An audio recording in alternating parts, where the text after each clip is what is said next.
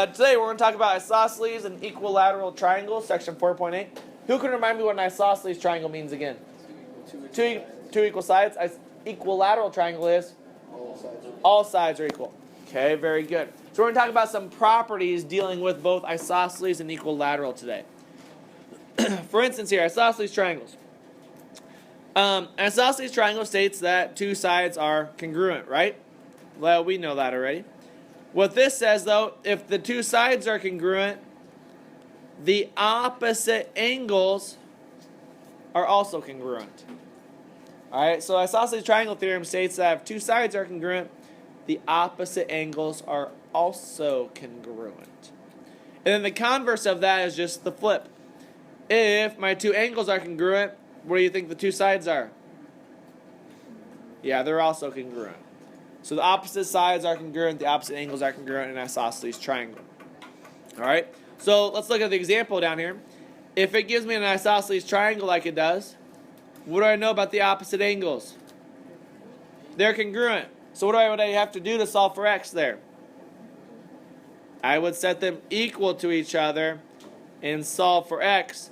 And then I can take x and plug it back in and solve for the missing angle, which is 35 degrees. Okay.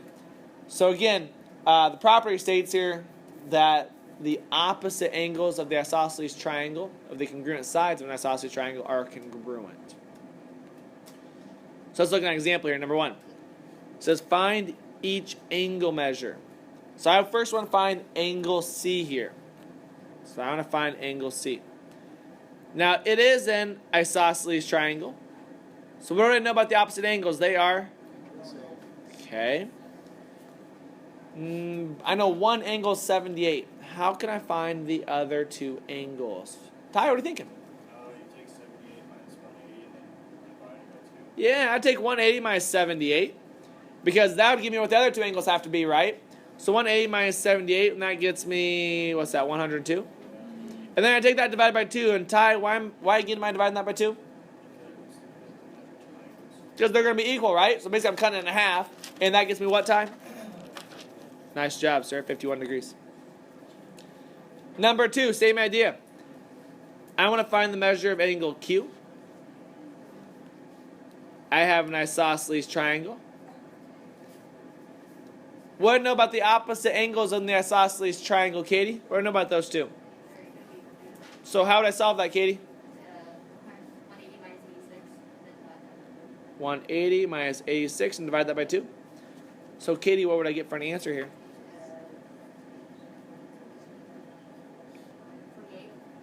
Ooh, close. It's actually 94 divided by 2, which is 47 degrees. Nice job. Alright, now comes the next part here. Well, I have an isosceles triangle again. Okay, and now it gives me the angle measures at the bottom. Well, what do I know to be true about those angle measures? They have to be equal, right? So what would I do with them to solve for x? Add them to each other and then equal them to 180. I'm not going to add them and set equal to 180 because that's a whole triangle. I can just set them directly equal to each other. Why? Because they're opposite of the congruent sides, which means they have to be equal. So I would say 8x equals 6x plus 18. That's all for x here. So I would subtract 6x. I get 2x equals 18. Divide by 2. X equals 9. Is that my answer? No. No. I got to take that and I got to plug it in. What's 8 times 9? 72 degrees. Nice job. Same thing on number 4 here. Trent, what type of triangle do I have on number 4?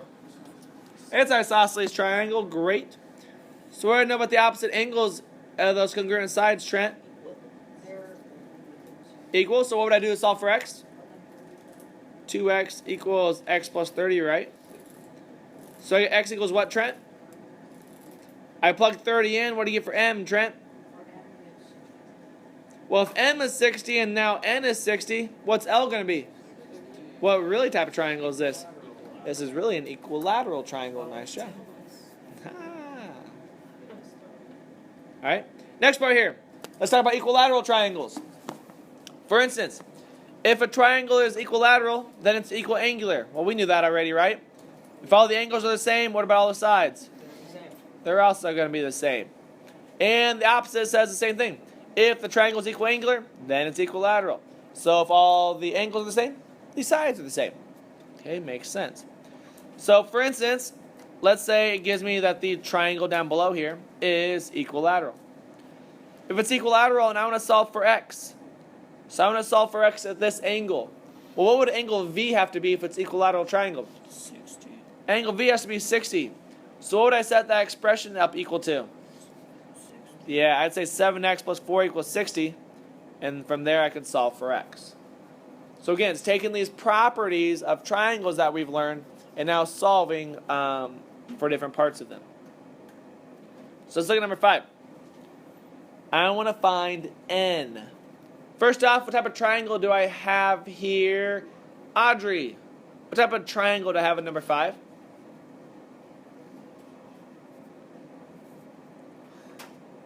It's equilateral. Yeah, neat, nice job, equilateral. So if it's equilateral, what's this angle going to equal right here, Luis? What? What's the angle going to be? If it's an equilateral triangle, what are all the angles going to be? They're going to equal each other, and the angle measures are going to be 60, right? So if this angle right here is going to be 60, how would I solve for n then, Rennie? Yeah, 5n equals 60. So I divide it by 5. And you get n equals what, Rennie? N equals 12. Nice job. Number 6. Hannah, what type of triangle do I have there? What'd you say? Hold on. Oh, okay. It's right here.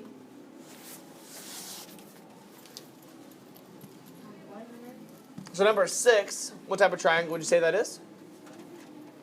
All the sides are the same, so it is? Equilateral. That is equilateral triangle. Nice job. So if it's an equilateral triangle, Claire, what are all the angle measures going to be? 60. So what would I do here to solve for x then, Spencer? What would I do to solve for x? What?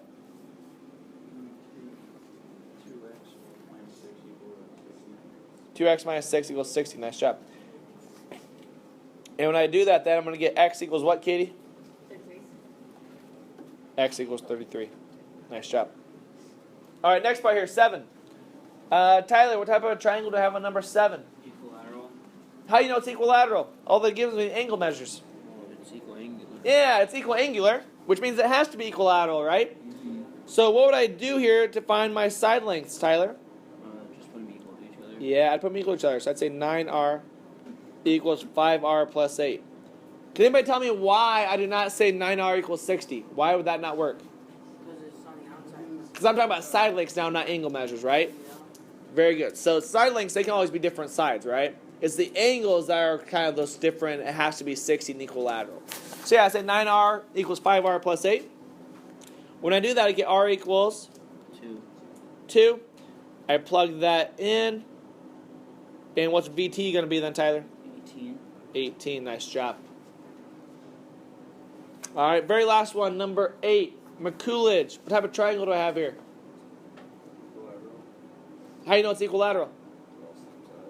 How do you know they're all the same side? How do you know that? Because it's also what type of triangle? Right. Not right. It's equiangular, right?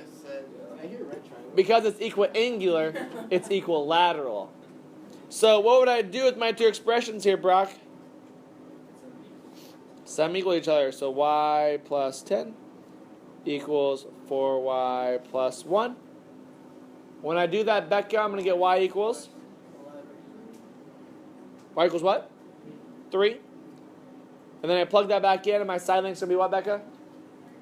13. Nice job. Good work. All right. Take a couple seconds. Try these 4 on your own. Number 9 here. So, I want to find the measure of angle x. First off, what type of triangle is it, Heston? It's a right triangle. It's right. It's also what? It's also no isosceles. It's also isosceles. So what do I know about the opposite angles? They're going to be the... So if it's a right triangle, 90 degrees. So I would take 180 minus 90, and I get 90. Then how do I find the other two angles then? Divide that by... And you get what? 45 degrees. Nice job. All right. Number 10. I said here you had to use Pythagorean theorem. Well, to use Pythagorean theorem, that is a squared plus b squared equals c squared. So if it's a right triangle there, what's a BC going to be? Trent? I have it. What do you got? Square root of 2. It's square root of 2. Why do we get that? Because it's 1 squared plus 1 squared equals c squared. Well, 1 squared is 1. 1 squared is 1. So 1 plus 1, I get 2 equals c squared. What's the opposite of a squared term? It's a square root. So c equals the square root of 2. All right, 11. Okay, 11 was a tough one. Here we go. Now, first off, type of triangle is 11. equilateral. It's equal angular, which means it's equilateral. So what do I know about my two sides here? They're going to be the... So we'd say n squared equals 3n plus 18, right? Great. Now, because it's a squared term, I need to factor it. So that means I'm going to subtract 3n and subtract 18 to the other side, which gives me n squared minus 3n minus 18 equals 0. Anytime we factor these, we always want to set equal to 0. Now when I factor it, I need to find two numbers that are going to multiply and get my constant, but add to get my linear term. So can anybody think of two numbers that are going to multiply to get negative 18, but add to get negative 3? Negative 6 and 3, right? Okay, so I have negative 6 and 3. So really when I factor this, that means I get n minus 6, n plus 3 equals 0. Now, to solve that, I need to solve for n. Well, think about it here. If I cover this up, what plus 3 is 0? Negative 3. So one of my solutions is n equals negative 3. Then I do the other one. If I cover the other one up, what minus 6 is 0? Positive 6. So I plug in both answers here. If I plug in 6, what's 6 squared? 36. Or yeah, 36 is one possible answer. Let's say I plug in negative 3. What's negative 3 squared? 9. I get 36 or 9 are my possible answers. So hard. 11 is a tough one. You would maybe see something like that on a bonus type question. Or, yeah, bonus type question. We don't have any of that on our homework. I don't think you have any of those in your homework. Colton, you look at your homework. Colton, is there anything like that in your homework? Yeah, like that. Yeah. Well, you have to factor it. Is there one you have to factor? No. So there's none. There you go. 12.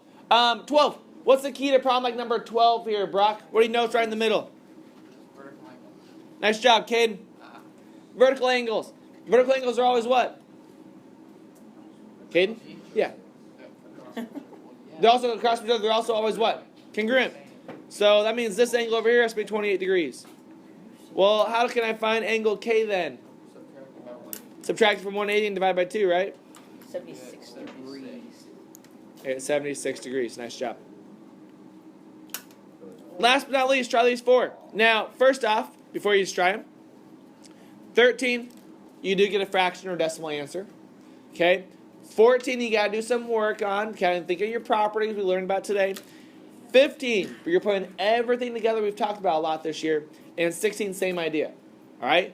You will have to do a little bit of work for 15 and 16 to find the answer. Nothing like too terribly tough, but you do have to recall some information we've learned already.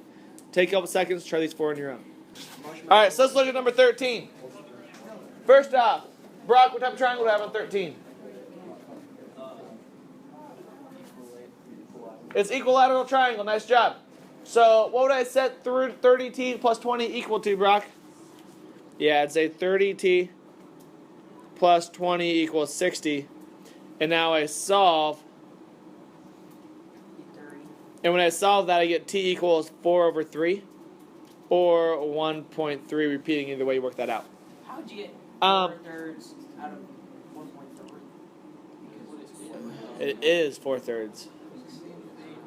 1.3 repeating is 4/3. Like when you typed in your calculator, You probably did like 40 divided by 30, which simplifies to 4 over 3.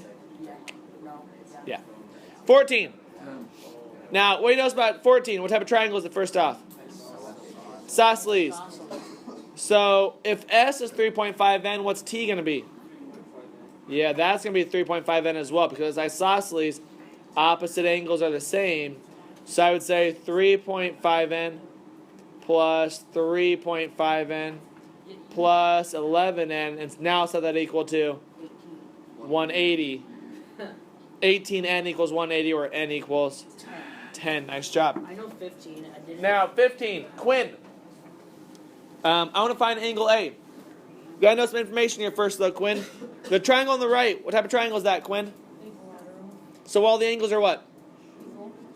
And they're going to be what measure? 60. Where'd you go from there, Quinn?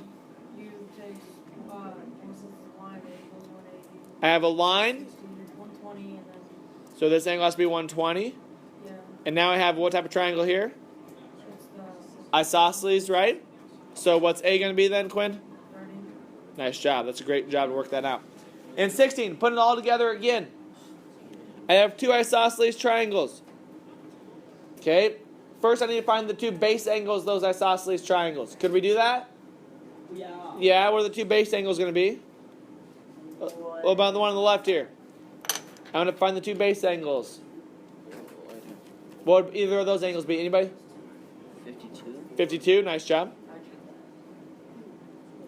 How do we get that? 180 minus 76 divided by 2. And what about the right triangle? I need to find my base angles. Where are my base angles going to be? 39. What'd you say? 39. 39. And 39. Right? Because I take 102 or 108.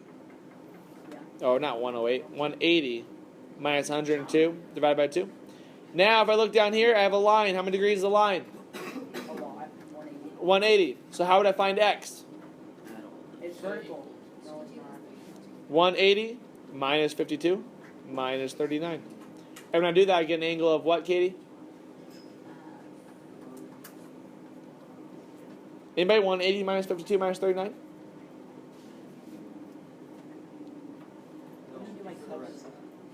I believe you get 89 degrees. Is that- 89, you're correct. That's what I thought. So 89 degrees. Nice job. You're a pro. Here's your assignment.